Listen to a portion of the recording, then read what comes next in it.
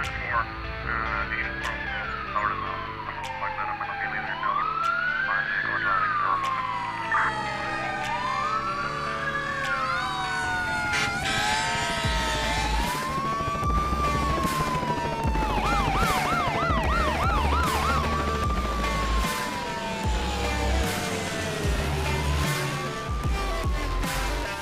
everyone, join us for an enlightening episode of Noon featuring Mike and Nicky, two committed firefighters and close friends who've embarked on a transformative journey with their podcast, Through the Thick and Thin Red Line. As firefighters, Mike and Nicky recognize the paramount importance of mental health within their profession. Through their podcast, they aim to illuminate mental health issues and share invaluable insights and strategies to navigate them efficiently. Join us for a compelling conversation as Mike and Nicky draw from their unique experiences to offer practical advice and foster a culture of support and resilience within the firefighting community. This episode promises to be an illuminating exploration of fortitude and camaraderie amid life's challenges. Let's get started. Ever wondered about the incredible world of nursing? If your answer is a resounding yes, then the Conversing Nurse podcast with the wonderful Michelle Harris is a must listen. Join Michelle each week as she engages in heartfelt conversations with nurses from diverse specialties, sharing profound insights into their roles, their love for nursing, and the positive changes they bring to the profession. Tune in on all major platforms to experience the warmth and inspiration of nurses who truly make the profession great. Link in the description below. All right, Mike and Nicky, thank you so much for joining us on the Noon podcast today. I appreciate you joining me. Well, thanks for having us, Sam. Thank you. Yeah, no, it's been a little while. I'm super excited to have you guys on today. Can I go ahead and get an introduction? Hey, everybody. My name's Mike. I work down in the southern part of New Mexico, just right outside of El Paso. If you travel about 45 minutes north, that's where you'll find us, if you can do that math. I've been a firefighter actually since about 2004, 2005. Been a paramedic for about maybe the past 4 or 5 years, and EMT all the way through. El Paso boy, born and raised, worked for some other fire departments, volunteered, did all that great stuff. And Nicky and I have a podcast, which is really glad. And I'll take this opportunity to thank you, Sam, for having us on. We have a podcast. It's called Through the Thick and Thin Red Line. Deals with a lot of firefighter issues, mental issues, emotional stuff like that. Kind of relates in a roundabout way to personal life coming into the fire department, things that we catch up on, our emotions that we deal with, things that are actually unsaid. And the whole primary goal of it is just to bring awareness, let people know that they're not alone. They're not alone. So this was all kind of the brainchild of Nicky. I give her full credit for everything that we've put out and everything we've done. Go ahead, Nicky. My name is Nicky. I work for a department. I've been on about 4 years, and I am loving every day of it. Are you though? Most days. Most days. Gotcha. I love the days off. Those are the days I'm talking about. Okay, gotcha. Okay. I really enjoy the job that I do. It's definitely not what I had planned. I cheered in high school and did all that and decided one day I was going to wake up and be a firefighter. So that kind of worked out. I definitely am a little different on the job. I enjoy the color pink, and I am a little different, but that's all right. Makes me me. She decorates her own room, Sam. Oh my gosh. It's just not white walls. It's like walking into a Kirkland's. It is. It's pink everywhere. It's like Hobby Lobby threw up in that place. It is so relaxing. Sometimes you got to do what you got to do, you know? You can't blame somebody for setting up their space, their own personal space while they're there at work. Because you guys do 24s or 48s? We do 48.96. Oh, gross. Yeah. Yeah. Yeah. But I don't know. I guess the cozier it is in there, like, it doesn't feel like I'm away from home. You know what I mean? The best part of it is that she shares a room with 2 other of the most like manliest of men. Mm-hmm. And they'll see me and they're like, I love sleeping in her room. I'm like, I'm sure you do, bud. It's the coziest thing, man. What did you describe it as? Like sleeping in a cup of pumpkin spice latte? Something like that. Yeah. Yeah, I have to help those guys because they stink so much, so I feel like I help them out. And just to clarify, you're not sharing the room at the same time. These are people who are in different shifts than you are, correct? Right. So we'll be on for 2 days, and then another person will be on for another 2 days, and then another person will be on. So we just share the room just at separate times. That's awesome. So you guys, just to talk a little bit about the podcast, you guys co-host together, right? Yes. We do. And what is the age difference between you two? A lot. So we started doing this. I was 39. I'm 40 now. How old are you? I'm gonna be 30 this year. You're around the age of 30. Oh, the dirty 30. Oh no. Well, I So we're appreciate 10 you years admitting apart. that. I That's know it was fantastic. hard. At least you didn't say you were 21. I know. I don't know if I could do that birthday over again. That one was pretty crazy. I know, right? You guys like mesh really well together. And I know you said that this is kind of Nikki's idea, but it did kind of take both of you guys to come together to put it to fruition. What was the drive for that? I think the way we vibed at work. So, like, we're always there for each other at work. Always, we're joking around. We kind of brought that vibe of like happiness and playful. And I just one day was like chilling with Mike, and he was like, you know what would be so cool would be to do a podcast. And I was like, dude, I've totally thought about that. And I had that title like through the thick and thin red line already lined up. I was like, oh shit. And I was like, imagine putting a mic in front of us and seeing what would happen. And there it was. There it was, yeah. So like to back it up even more, like for when it became the way we vibed at work, I was already like a veteran firefighter. Like I don't want to say veteran, that like puts me on a pedestal, and I hate that shit. But I was already a senior firefighter at the time. Like I was maybe about like 9 years in when she came along and was a probie, and right off the bat she caught my attention.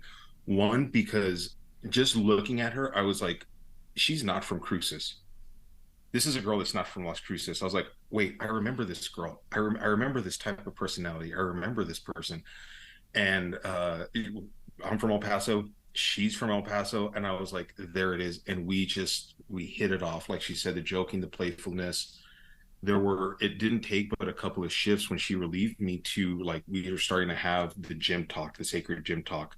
Like, I need help here. Hey, I want to bounce this idea off of you. I'm having some trouble here. And I was doing the same. So it was like a very reciprocating relationship between the both of us. And what she's leaving out was when that idea came up, we were drunk. Like we were absolutely plotzed off of our ass. And it was just a Sunday fun day. It was like, hey, let's get some lunch. Let's call some friends up. You know, the wife, Sinaida, was there. And she turned around and I was like, I've always wanted to start a podcast too. And she's like, me too. And we just like locked into each other's eyes and we're like, mental health. And she's like, abso-fucking-lutely. And she had the name, and even that night I was already ordering things. Like it was going. And of course Sinaida's like heard a lot of my cockeyed ideas, and she's like, yeah, that's never. And she's like, did you just drop like $400 on the mic? And I was like, yeah, no, this is going. She's like, did you just buy Beats headphones? Did you just buy two of them? And it took off. It was really fun. It was great the way it came together. That's fantastic. That is fantastic. So have you guys had any arguments about how like an episode would go? Right. So I'm lucky in a way where I get to like hang, like my idea is my idea. So how I want to do it is how it's going to go. And I don't have to really worry about anybody else. Do you guys struggle with that a little bit? We did once. So our kind of motto is, it's not even a 51-49 split. If we're both good with it, then it's a full send. If she disagrees with, let's say, 2 minutes of a conversation and I agree with it, because she disagrees with it, it's out. And vice versa. If I think it needs to be taken out and she wants it in, or she feels that she needs to add something in to edit, to insert something into our conversation, it's both. We will not release anything unless it has our stamp of approval. And the funny thing is that I'm more of a just let it go. Like, let's just run with this. On the other hand, like, she balances me out so well because she's the perfectionist. She's like, I think I said the word like 122 times. Can you cut at least 70 of those out? And I'm like, are you fucking nuts? Whoops. And so there I am. And I'm like, yeah, dude, it took me 12 hours to do this, but I think I got it. And so she's the perfectionist. And so she really balances that out. And again, like, attributing a lot of to how the material comes out is based on her keen eye for detail. But arguments, we have not had arguments. We've just maybe have had disagreements, and even that, because I'm the type of personnel, I have the type of personality that I can, well, first of all, I can tell when she's fucked up. Like if she's pissed about something, if something's bothering her, just there's just a tone that gets me.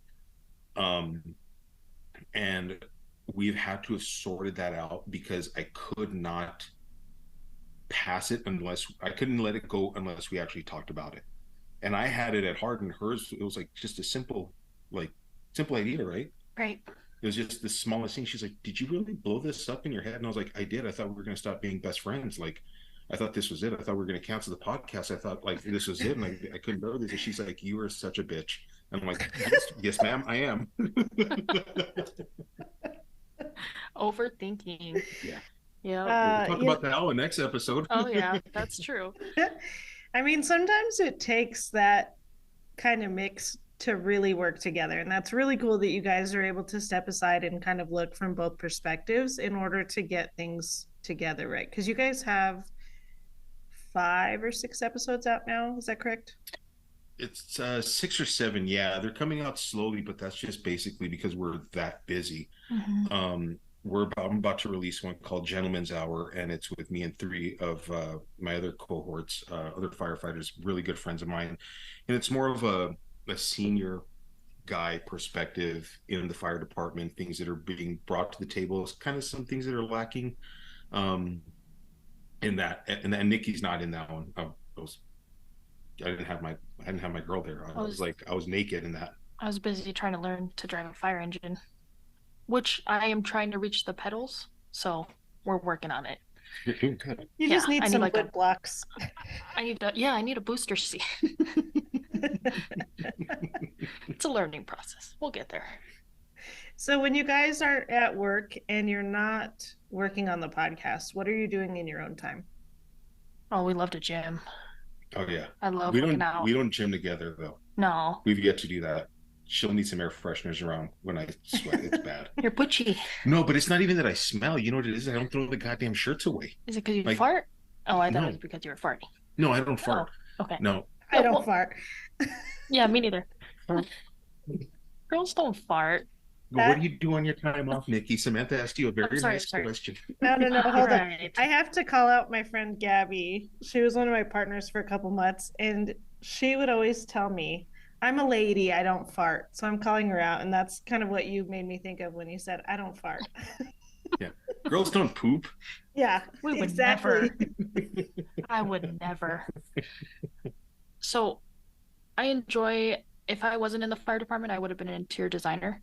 So I enjoy like doing stuff around my apartment, trying to like remodel things. I enjoy that in my free time. Definitely spending time with family. They definitely live in El Paso, so that's hard. So I take a drive down there and spend a lot of time with them because I feel like it helps me reset off the job a little bit. And, being surrounded by that love helps a lot. Interior designer is a huge, what a huge gap there. Yeah. That's nuts. So what made you go one way versus the other? I just woke up one day and I was like, I'm just gonna give it a shot and see what happens.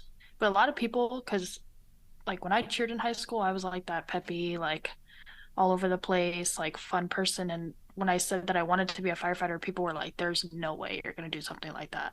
Like, there's no way you're gonna get through that type of academy. Like, you're too tiny. You're like 5'4". You're like 125 pounds. There's no way.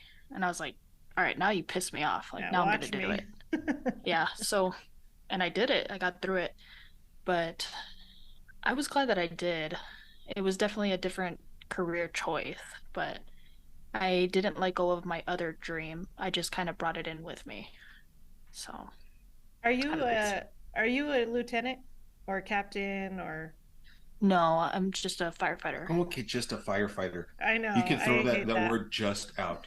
Just an EMT basic. I'm like a firefighter. You are a firefighter. Like. Yeah, this sounds just like one of your guys' episodes. It's cracking me up. But your guys' dynamic is hilarious. No, don't be sorry. Like I said, this episode's about you. And it's funny though, like this isn't even planned. Like it's not like we just like this switch. It comes out. I feel like sometimes Sinaida listens to it and she's like, where does that even come from? And we've like hung out, like we told Sinaida, I was like, hey, I'm gonna go have lunch with Nikki. Do you want to come? She's like, yeah. And she sat there and she's like, I don't get, where the fuck did that come from? Oh, you call her a walrus? What's going on? Like, and she was lost. She's like, the next time you just want to have Nikki and Mike time, she's like, I'm good with that. She's like, I know. thanks for inviting me. Poor thing. She probably felt like a third wheel. Yeah. It's that ADHD. We're fueled on ADHD, Dr. Pepper, Red Bull, and greatness. Sorry. Those are the four best things you can have, right? Yours would be Rockstar nicotine. Rockstar nicotine, liquid death. I don't want to mention the third. Okay. All right. Anyways. Oh, now I feel like the third wheel. You guys are rude. The hub. All right. So you guys are all about mental health, right? So I'm assuming that stems from you guys having to deal with your own mental health issues. Yeah, far back. Absolutely. Far back. It's funny because Mike, you talk a lot, and I don't know if we've said it yet on the podcast, but I've known you for a very long time, probably close to like, I don't know, 20 years now, at least. Yeah, no, absolutely. I knew you like my first year when I was in my first apartment. And you were with the ambulance company there. That's how far it was, about 2005. Yeah. Yep. 2005 is when I started. Oof. That makes me feel so old. Gross. The funny thing is I feel old, but I still feel as dumb. Yeah, no, I feel that too. So it's funny because I listened to your episodes and you always talk about how angry you were, or how angry you were in the past, or how you were always working on yourself, right? You're a work in progress. And I love that description because I feel like we are all our own work in progresses, right? Something changes and we have to fix it, but that's okay because we adjust. But you always had put a front on. Like, you talk about that and I'm like, Mike was never like that. I never saw that kind of an attitude from you. I never saw you as aggressive. It was always like bro mode, like, what's up, dude? Yeah. How's it going? Right. How did you do that front? So it's funny. I think I was probably, and I sometimes still am. I'm not going to bullshit my way through this. But when somebody threw the word out that, what is it? The Robin Williams syndrome, like somebody incredibly depressed, but happy on the outside. Like it was a defense mechanism that I had mastered. And when I interacted with people, like I truly interacted with people, I felt like I was stepping into a world and being able to be somebody that, not that I wish I could, but that I wanted to be. So somebody like yourself, when I met you, or other people that I come across, it's like, this is the Mike that I want to be. Like, I'm showing you the Mike that I want to be, not that you want to see, but that I want to be. I enjoy making people smile. I enjoy making people feel welcomed, feel cared about. Even if I may not have the right answers, like, talk to me, like, it's better than talking to a wall. I may not have the right responses, but I'll sit here and I'll listen to you. And so, because I had never had those characteristics, or being able to have a role model that exuded those characteristics growing up, that is what I think I turned into, was something that I wish I had. But essentially that's what it was. And a lot of it came down to, I just don't want to continue my life and people know me for what I know myself as behind closed doors. And so I put that best foot forward and I make the best of it. And sometimes when people have pulled me aside sometimes, and they've asked me exactly what you just did. I don't see you as an angry person. And I'm like, well, I can be extremely angry. Never violent, but I mean, you heard the wall stories, and Sinaida's a great carpenter when it came to that. But even her, it kind of took her by surprise, because through our relationship, she was kind of like, when I met you, I never knew that these qualities existed. And so really, she was the one that kind of kickstarted that. I think you need to work on this. Like, she started kind of just showing me that this is not exactly how people actually live. This was wrong. And I'm sorry to tell you that it was wrong the way you were brought up, but it's wrong. It's not making you feel good. It's not making you be a better person. and eventually it's going to lead down a road that I'm sure you don't want to be in. So the way I do it is, honestly, this is the person that I want to be. This is how I want to be remembered, and this is the Mike that I want to be. This is the best way I know how to be. What a great answer, dude. And I don't mean to smile, but I'm over here laughing at Nikki because I talked about how bad my ADHD is, but she's over there picking up candles and sniffing them in. I'm so sorry. No, I you're can't good, help man. it. You're good. She's an interior. It's She's an funny. interior decorator mode. She is in interior decorator mode. And it was funny because I knew she was doing that, and I'm like, no, Nikki's just fucking being Nikki. She's just being Nikki. I can't help it. So in your guys's dynamic, because there is, well, here's my opinion, right? Like if you're over 30, basically we are the same age, right? Numbers don't matter anymore once you're over 30. But in your guys's dynamic, Nikki, are you finding yourself looking up to Mike and maybe utilizing him as like a role model um, for what you're doing at work and then basically how you're choosing to live your life?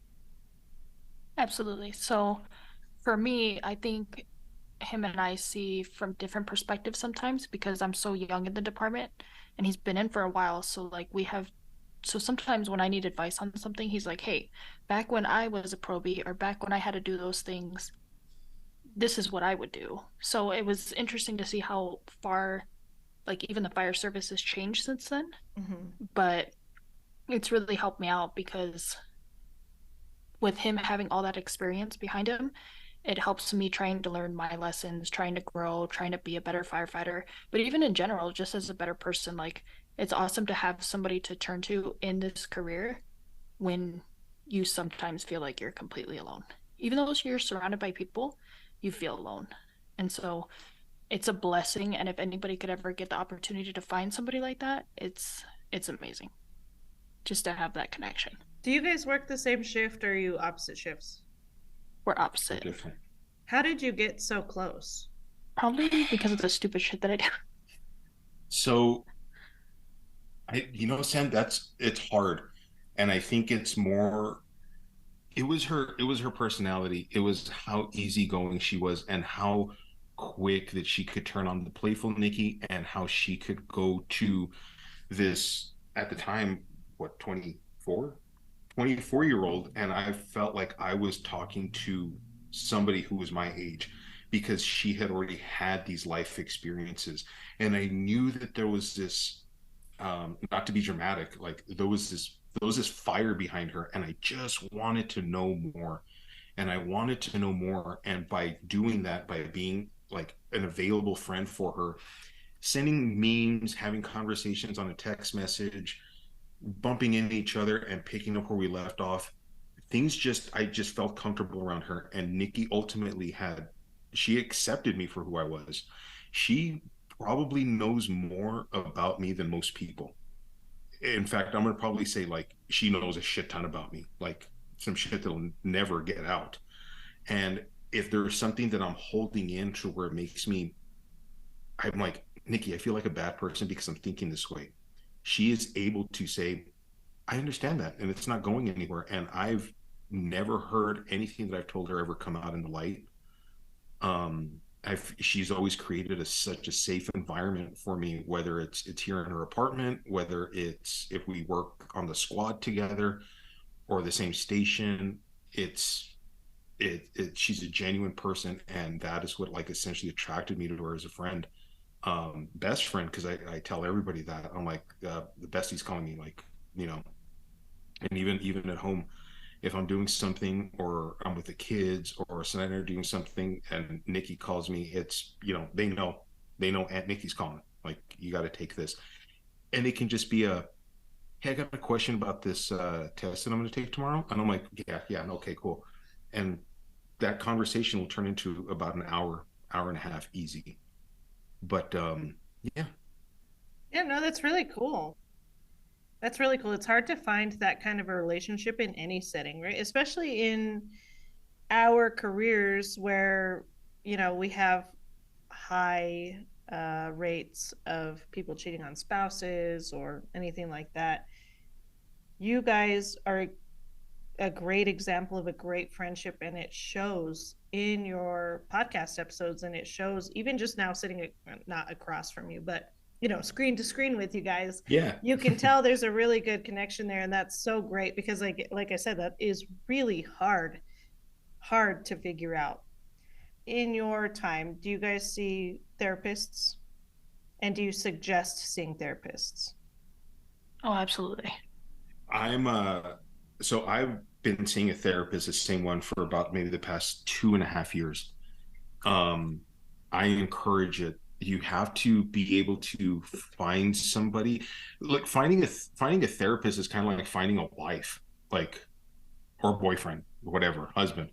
Like, that is what it is. It's a lot like buying a car too. Fuck, I come with a bunch of examples on this shit. You have to be set on it. You shouldn't learn to like that person. You shouldn't learn to say, my therapist, I like these qualities, but I don't like these. Like, you have to be all in if you're going to make that purchase. And I saw several. And this one, when I first walked into her office, I'm not like a holistic minded person.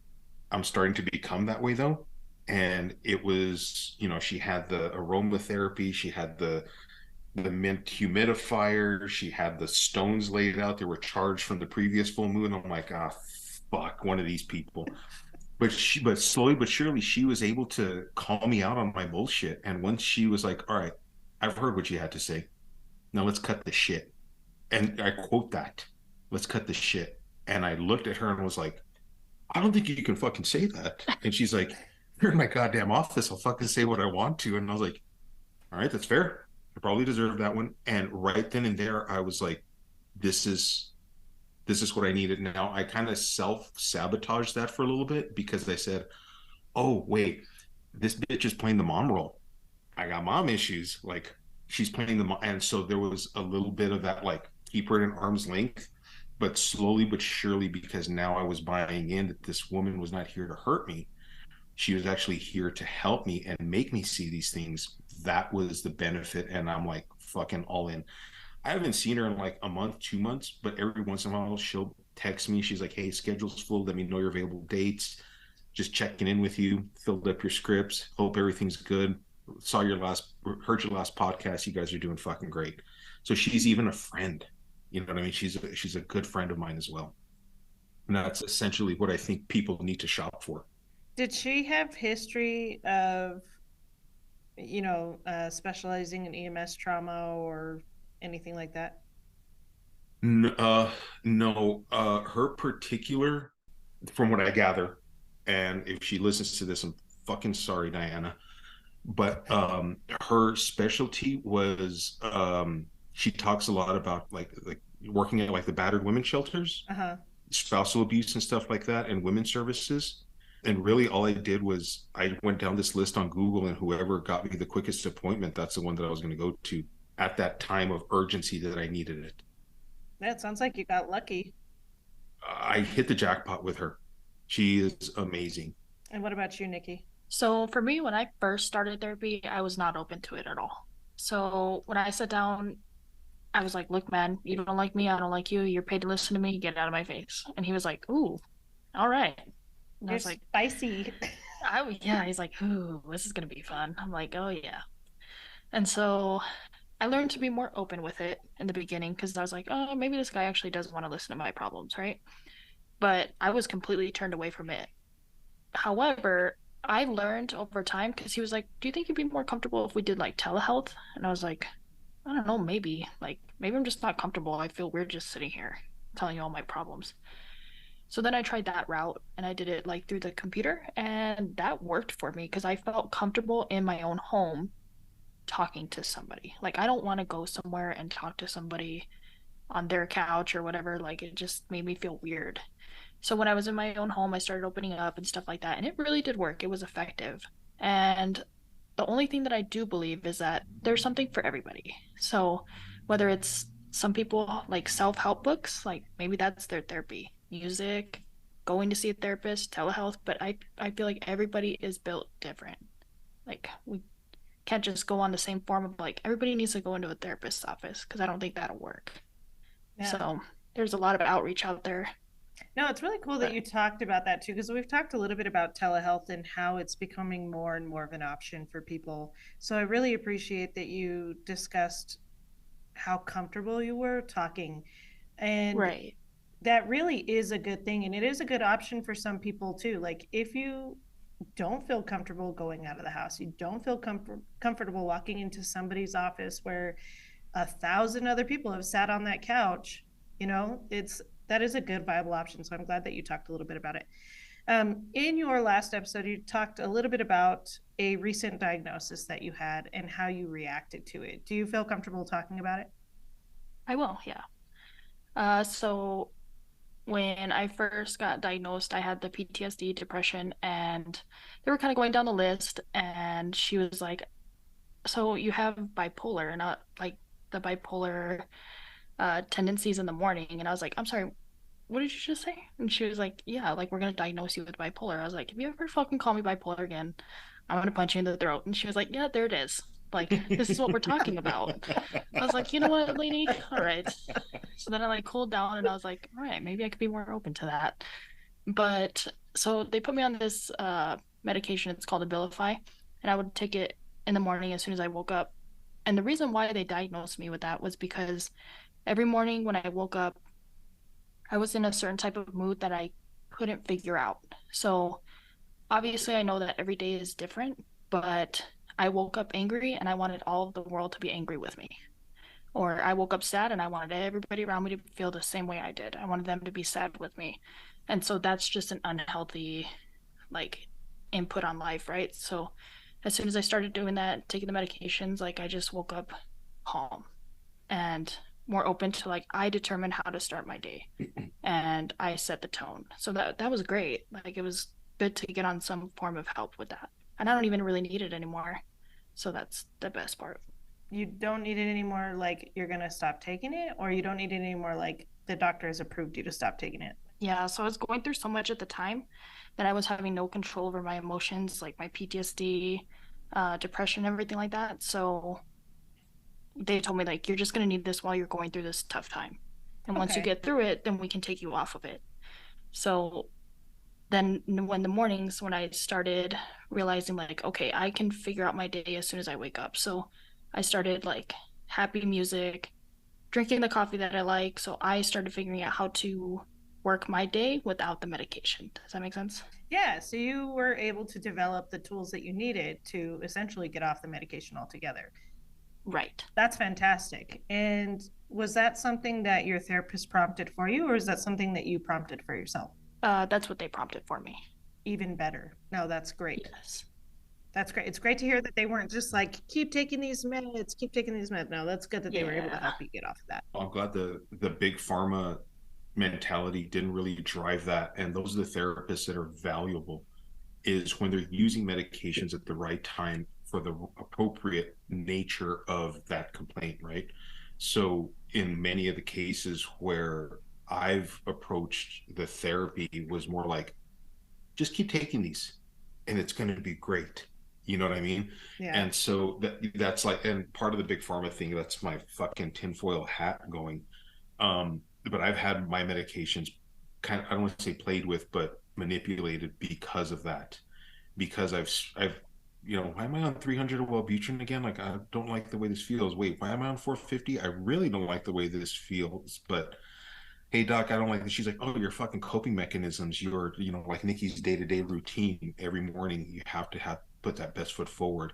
I was just getting better at that. And so because of those neurotransmitters that I was activating on my own and compounding with the medication, it was just too much. It was way too much. Like, I'm like, Jesus Christ, like, do I really need to drive my bike 120 down valley? Like, holy shit, why am I doing this?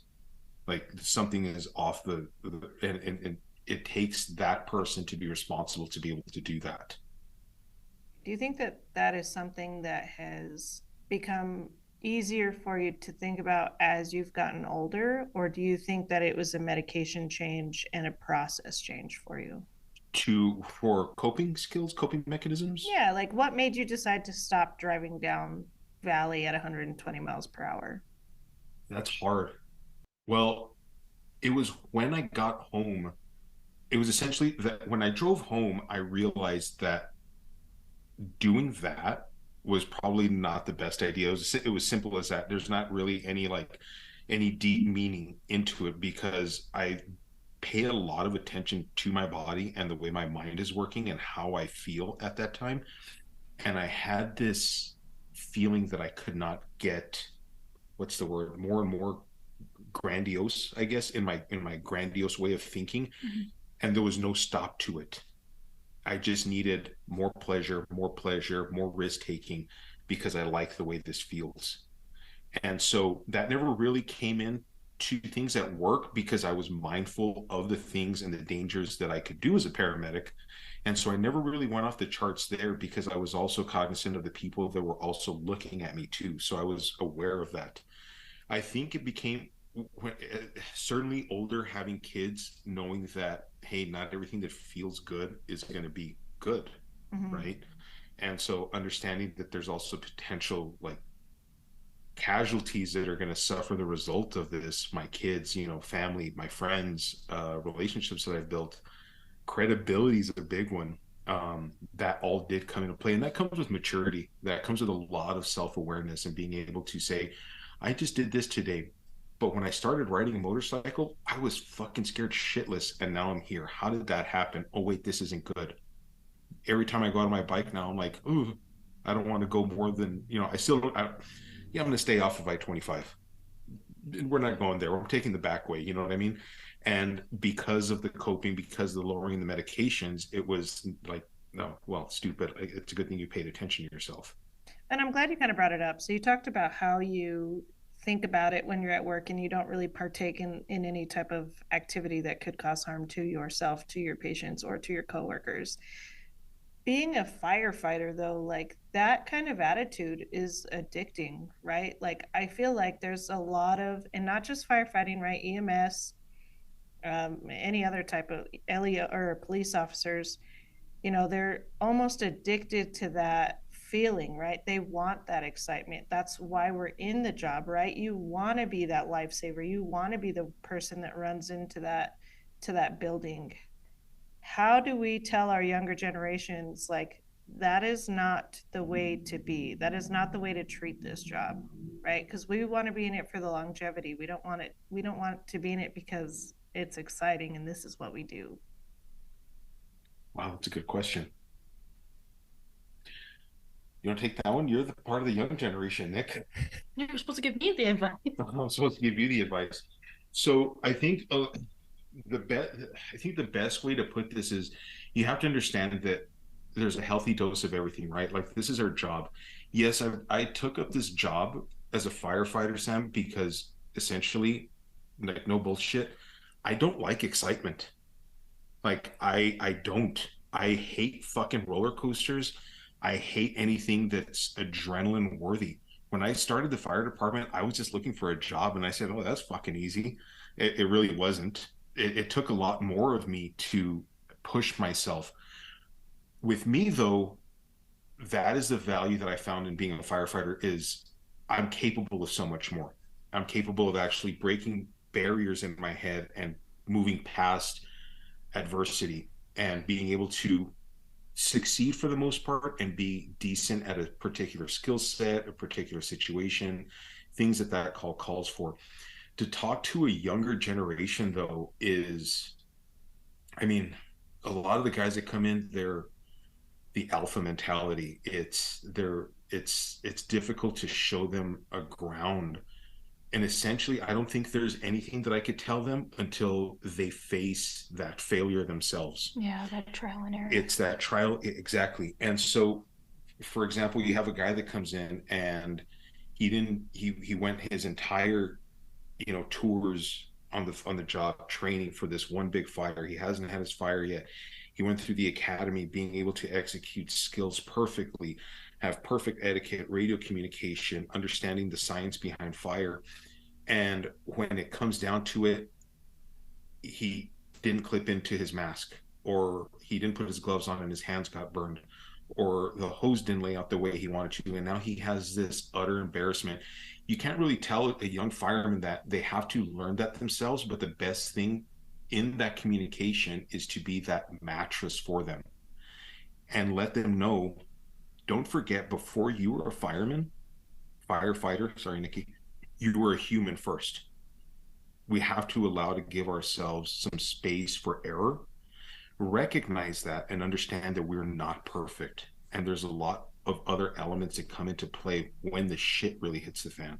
Letting them fail and being there for them and being able to talk and analyze their actions afterwards, that is teaching them, because when they come out, they want to be the heroes, and there's nothing wrong with that, but you can't fly as a hero. Like, eventually Superman sucked.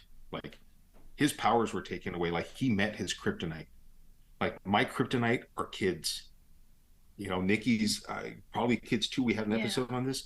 Those are kids. Being able to say, like, oh, I'm a fucking badass medic. Like, I can get through anything. Well, this wasn't even like, this is like a first responder call I went to with this one little girl, and I froze on my tracks.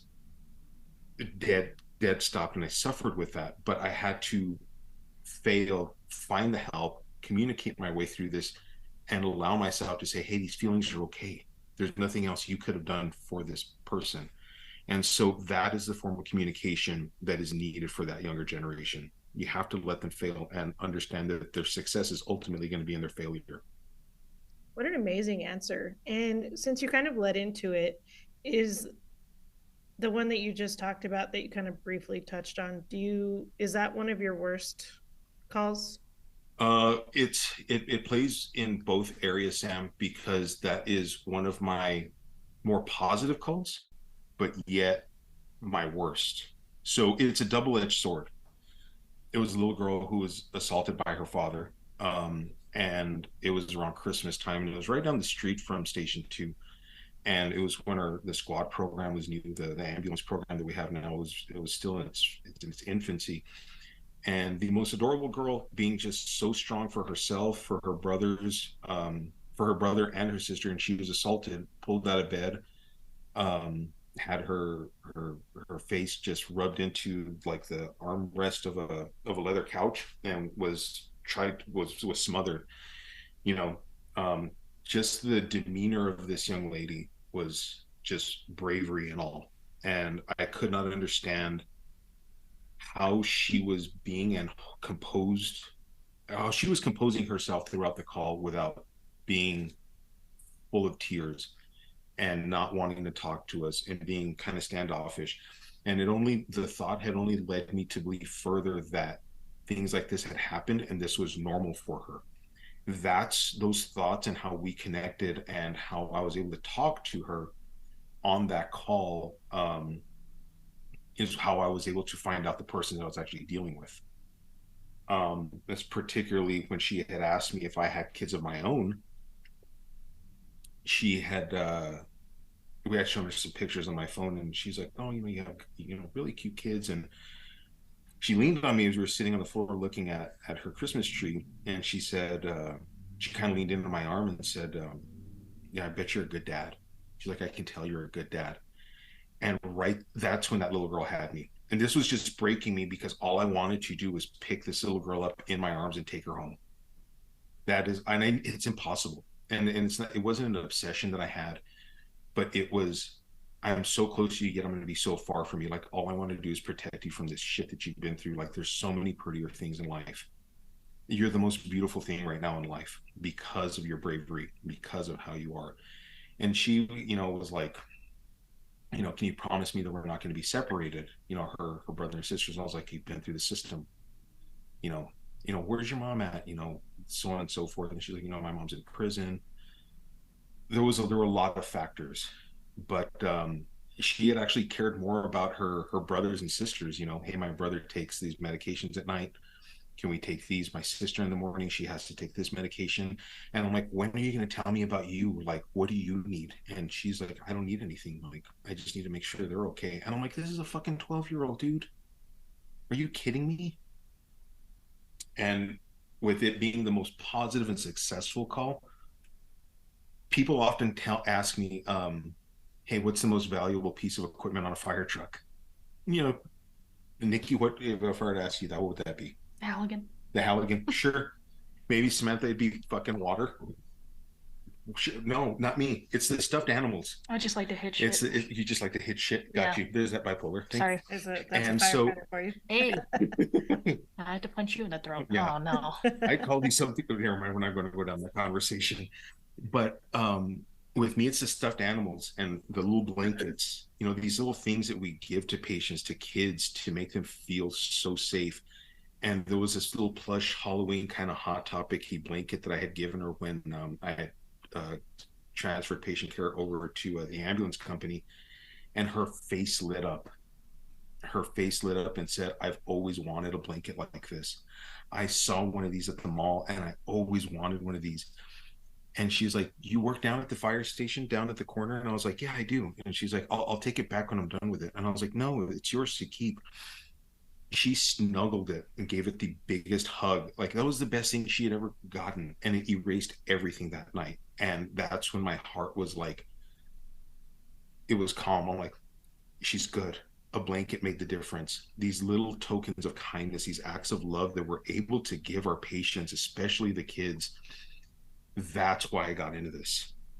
And so as far as like the worst call to the best call, that it's all summated into that one. That's rough, dude. But man, what a great heart you have. You want to know what I think the best thing on a fire truck is? What's that? You guys. Oh, You guys, right? The fire trucks Thanks, couldn't run.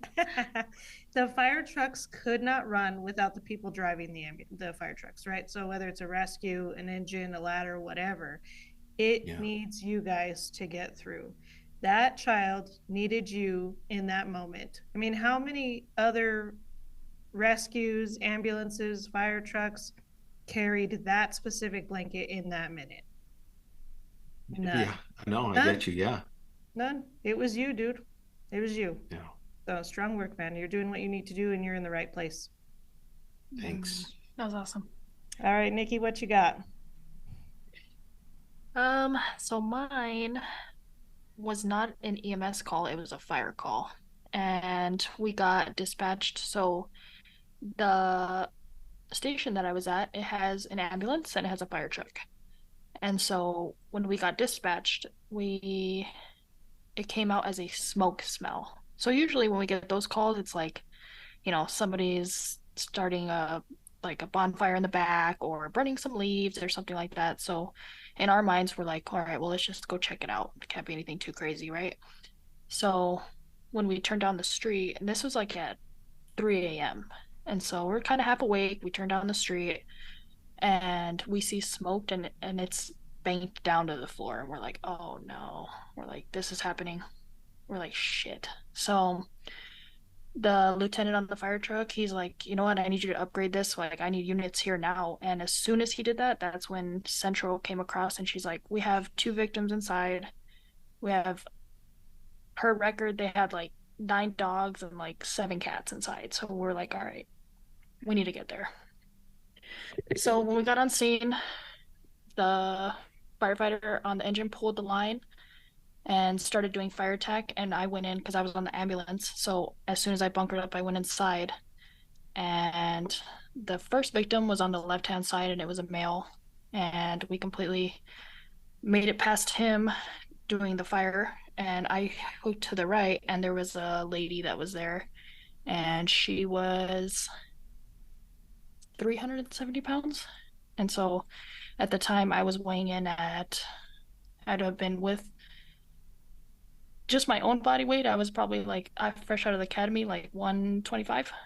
So when I saw her, I was like, this is what they were talking about in the academy. Like, Walls, you have to be able to do this job. Like, you have to get these people out. You have to make sure you can do this.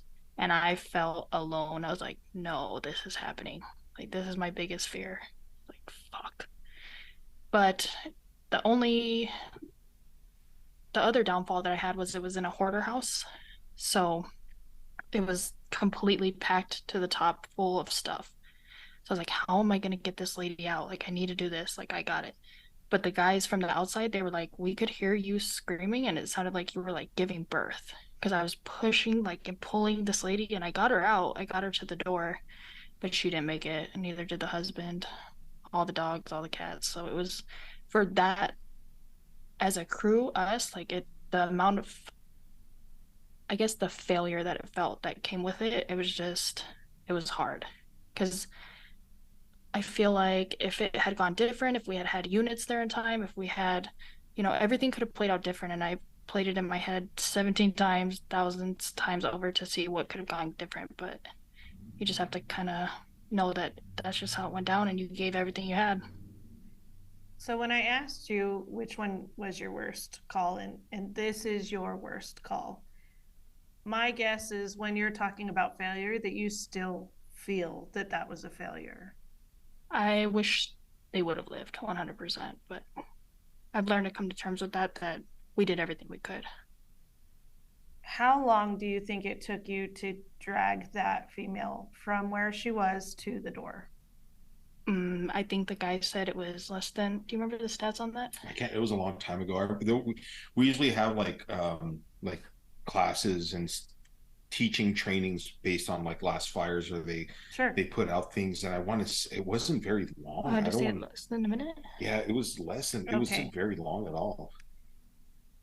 60 seconds. Yeah. 60 seconds. It took your 125-pound ass to drag somebody who weighed more than double your size from where they were to the floor. 60 seconds would not have made a difference. 50 seconds would not have made a difference. 30 seconds would not have made a difference. It was what it was. You faced one of your biggest fears, Nicky, and you took it in stride. I'm sure all those guys did make fun of you, right? Because we have to look at the humor in these things. That's what we do. Absolutely. We're in EMS, so they probably did make fun of the way you were yelling and screaming, but you didn't quit. Right. When I got into the fire academy, that was what the guys liked about me. I tell you what, when I went and took the test, I didn't pass the first time, but they were like, we see such heart in you that we are going to train you and we're going to get you to where you needed to be. And that was eye-opening. The fact that you were able to do that and get to where you needed to be and to do what you needed to do, you should have no problems rolling forward. You cannot think of this as a failure, not from your side, not from dispatch, not from your partner, not from anybody else's side. The call came in as it did. You guys did everything you needed to do. I'm sure that you guys called the backup that you needed when you got there. Please do not think of that as a failure. I appreciate that. Definitely needed to hear that. You're a strong woman. Don't doubt it. Thank you. Appreciate it. Dude, she's got her fucking right hook, Sam. She fucking has laid that motherfucker on me a couple of times. I'm not gonna lie. I've been looking at her traps the whole time, and they're massive. They're fucking massive, bro. Yeah, dude, it's like Goldberg over here. Do you know who Goldberg is? Whoopi Goldberg? No, fucking Whoopi Goldberg. Oh. This is the age that we're talking about. I'm impressed that she know Whoopi. Yes, see, guys. From The View. Great. I mean, the on the bright side, when I was out of the academy, I was teeny tiny. I'm almost weighing in at 200. There you go. Dude, she's a fucking beast in the gym. This chick eats like a fucking savage rabid Viking, like just meat all day. With rabies. Oh my gosh. That's nuts. Well, thank you guys. I appreciate you sharing those stories. I know that those are hard, and I kind of put you guys on the spot when you to talk about them. So I appreciate it. No, absolutely not. And it's kind of like in Nikki's story, how she was talking about like looking back and how she had to live with this and she was picking apart every little thing. That's kind of the communication that I was talking about with those younger firefighters that you had asked me about. And it's moments like that. And it's partially the people that are going to come and talk to her, the senior guys, after giving her some shit, that are going to say, hey, you did what you had to do. You pulled this patient, this technically, it sucks to say, but this person almost did this to themselves with the conditions, the weight. Like, let's look at the literal aspects that are in front of us and the factors that hindered this rescue. And it's not, we didn't put those people in that situation. That is the communication that's used to have with those younger guys. That's a good case in point right there with that. True that, homie. I know. Know what? Big up to Brooklyn, baby. So along your career, Nicky, because I would still say you're pretty fresh. My guess would be about 6 years. 4. 4 years. Oof, even. Yeah, I'm just a baby. Good Hmm. for you. Good for you. So, you talked about a little bit earlier how you've been diagnosed with PTSD, and I mean, you've like literally you've been in the system for 4 years.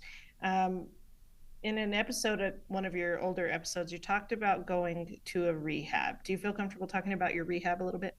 I do. So I went for 2 months to the Center of Excellence. It's in Maryland, and it was a life-changing experience.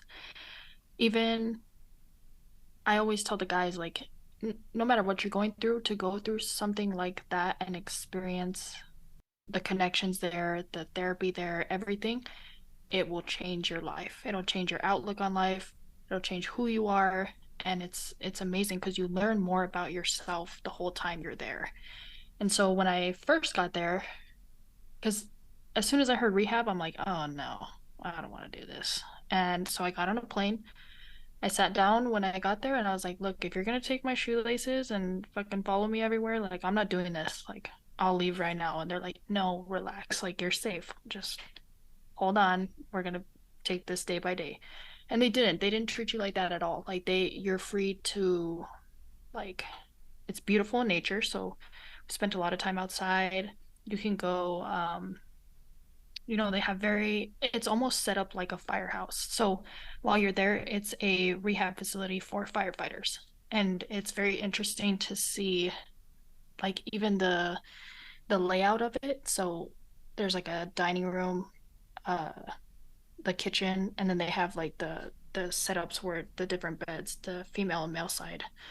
And you almost felt like you were back at the firehouse, like you were just comfortable. And then there was no such thing as rank there. So like there was some guys who were the fire chiefs of certain departments that were just there because they were just sleep deprived and needed help. And there was other people who were there battling anything that you could think of, they were battling. And you could see as time went on how much people were changing, like with sleep, with therapy, with, even having that brother sisterhood there with you, even though you were from different departments, they got so much better. And it was so awesome to watch. And it was truly an amazing experience. That sounds amazing. And until you had talked about it, I didn't even know that there was such a thing out there, right? Yeah. They're gonna open a second facility, Oh, I think in fantastic. California. Yeah. That's I should have gone great. to that one. Well, if it wasn't open yet, right? Yeah, right? Though I don't know, Maryland's beautiful. I bet you It had a pretty good was. time out there too. That is fantastic. So, do you mind if I ask, is that something that work paid for? So during the time, we had 100% coverage on mental health with their insurance. So that covered for that part. And then the travel, my union took care of. So they paid for Wow, the flight for me to get over there. Yeah. that is So fantastic. if anybody is considering it, you can get with your union and see if they would support you in some type of way to get over there. And is that something they only accept firefighters for, or do they also accept like police officers, EMTs? So from what I met over there, it was dispatch, EMTs, and firefighters. And I think they have a different facility for the PD. That's really cool, though. I was in one of my last episodes. I talked to a gentleman, Chris from Mind the Front Line, who had his own experience where he had a suicide attempt and then ended up in a mental health facility. And I, he was put in a position where he was with several other people that were, detoxing from drugs or detoxing from alcohol, and just had a really bad time in that situation. So it's good to hear that there are facilities out there that are taking care of our brothers and sisters in all walks of life. So that's great. That's great. And Right. for you, you said you were there for 2 months. Was it hard to come back and go back to regular shift work? Absolutely. So it wasn't just the shift work, it was coming back to society because when you're there, you cannot leave. So you can't go to Walmart, you can't like Mm. go out and be out and about. Like you're just in the facility for the whole 2 months. So you don't realize, like, oh shit, I haven't been out to a grocery store or to the gas station or anything like that. So it took me a minute when I came home to like, oh man, I still know how to do this, right? Yeah. So even going back to work, like they told me, they were like, you can't return back for about 3 weeks, just because they wanted to make sure you got accommodated back in. And it was cool because when I took off, I left kind of suddenly, and these guys and girls, they covered my shifts, so I was covered while I was gone because I didn't have any form of plan when I left. I was just so I had an attempt with suicide, and I made the decision like either I go or I'm not going to be alive next week. So No, that's that was that. fantastic. And I'm glad that you got the help that you needed. It sounds like it was a great opportunity, and I'm glad that you were able to take advantage of that as well. Absolutely. That's fantastic. Well, guys, I want to give you kind of the opportunity to talk about anything that you feel that we didn't talk about, or if you want to do any type of shout outs before we wrap up today. So podcasting was never kind of in my Rolodex of things to do. But I feel completely blessed to be able to have the opportunity to do so.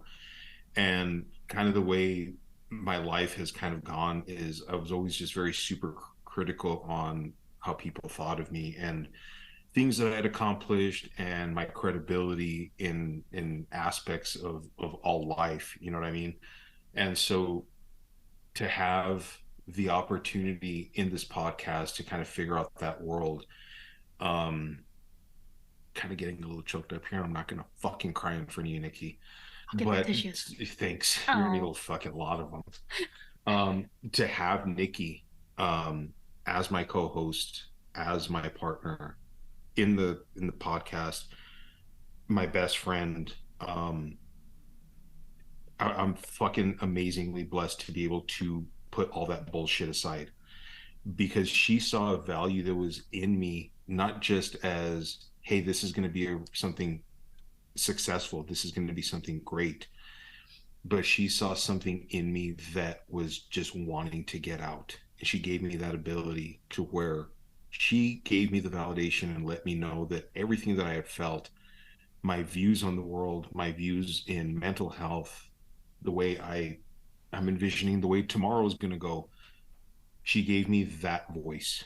I could not, would not, or even think about doing what I do in this podcast without her. And that's not to say that we are a very well respected and popular and accoladed, if that's the word, podcast, but to even attempt to put this out on Spotify, um, to the public for the world to listen to, that comes from a person in your life that empowers you beyond any greatest belief. And that's not to discredit my family. That is not, they've encouraged me as equally. They have believed in me. They have promoted that I do this. Snyder was a huge proponent of this is going to be good for you and Nikki as a whole to do this. Like, go and do that. Just don't break the bank fucking buying equipment. Like, that was Snyder's like only concern. oopsie. Mm-hmm. Too late. Yeah, too late. Sorry, babe. But when it comes to sitting in this apartment, sitting, in my kitchen and being able to do this with that person and just being in the pocket every time with her, not even having things rehearsed, but really just, I see it as we're just living, we're the only two people that are existing at that moment. And it sucks to say, but I don't know if everybody has that person, that type of friend in their life. I don't know. And I'm incredibly grateful that from the experiences that I've had and the experiences that I've talked about, and that we still have a lot to cover.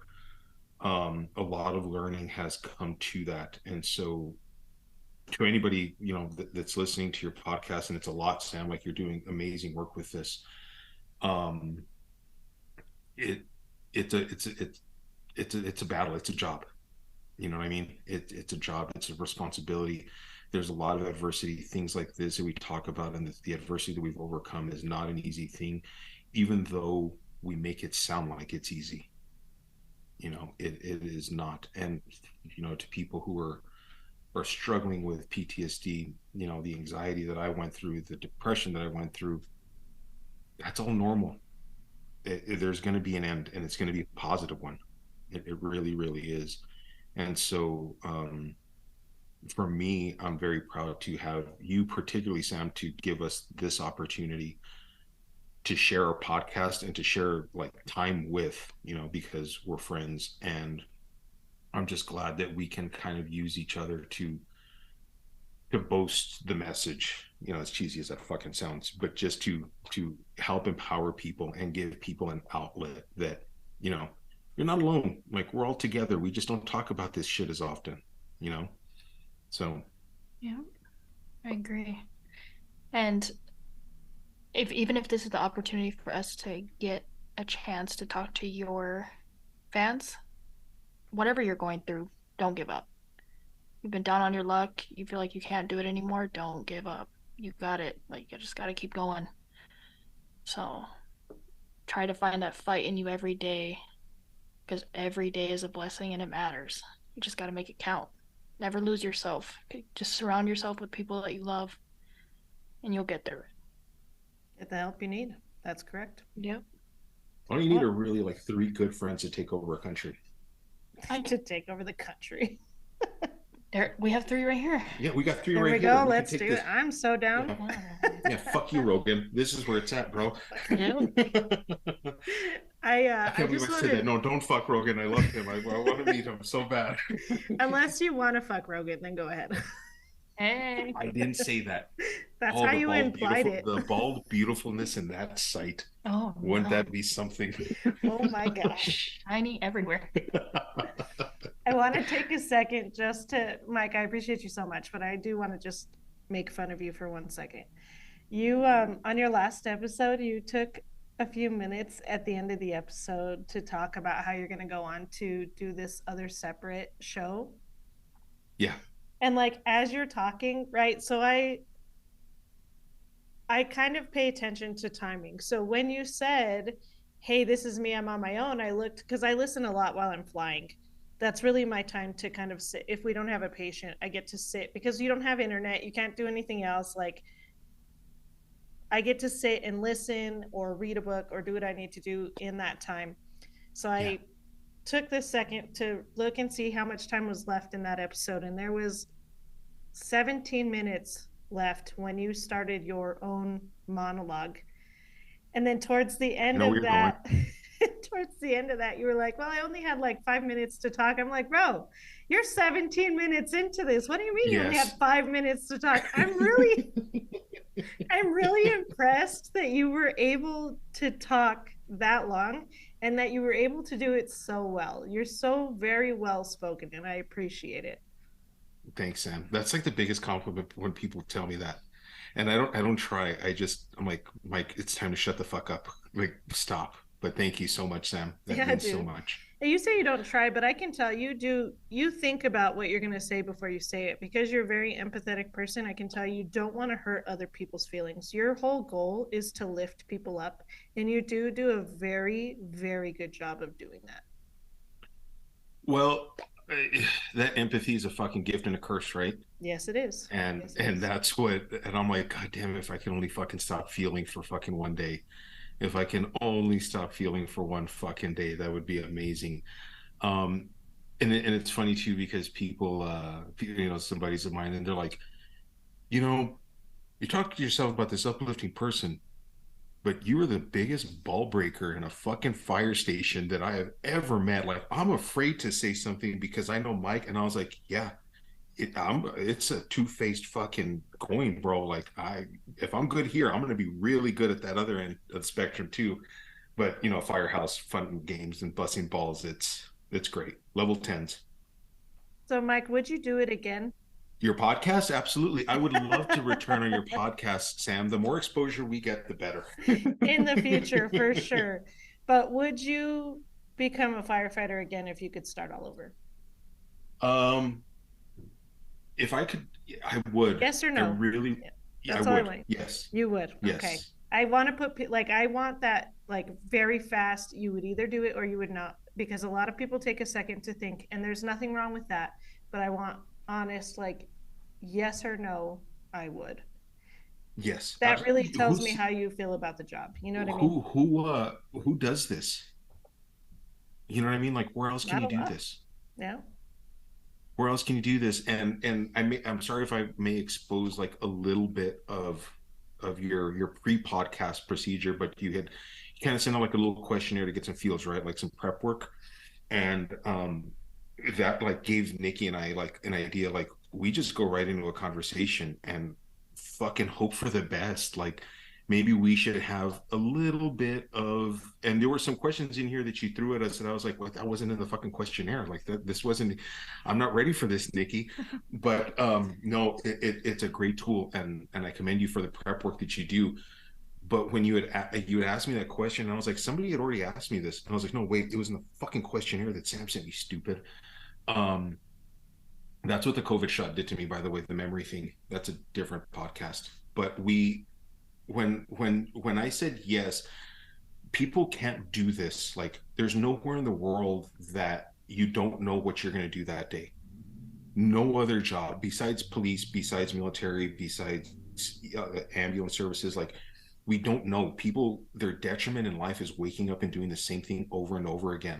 And so, yes, would I become a firefighter again? Absolutely. I get to do something new every day.